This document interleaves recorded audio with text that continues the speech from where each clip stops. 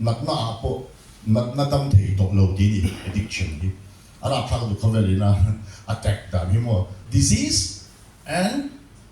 incurable the book of incurable disease ara thak ro so ka oi theilo re lu hian chuan ethical ka kom re re hian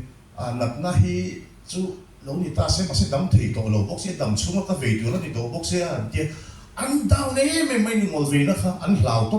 ma se ti ka so thi ma ni ethical ta na thok tu la in petar mi panga counseling ka pe ve le chonga ni chu thil ti ta tu te kan soi ho thi na an ma ni chu soi che lo ila an organization poliet there kan Mizoram ma chon no chung te chu ten ta zo ta enge addiction in ngai dang ke nat na ni adam thei to lo wa khai ton ti se ni Christian organization ni boxia chon ni le te ka so ta in no pan line beginner in ni line Sunday school la Pathian hi thil ti theilo anei ti nin zir ngaim ka te ngai lo won ke ni la tidam theilo anei in ti ngaim tidam theilo anei an pom vek ta ni Sunday school la cho mi kan pom ke ma ni na alo lan huna khan tidam theilo anei lo chuan eng wangin ni addiction atang khan mi tidam lo bang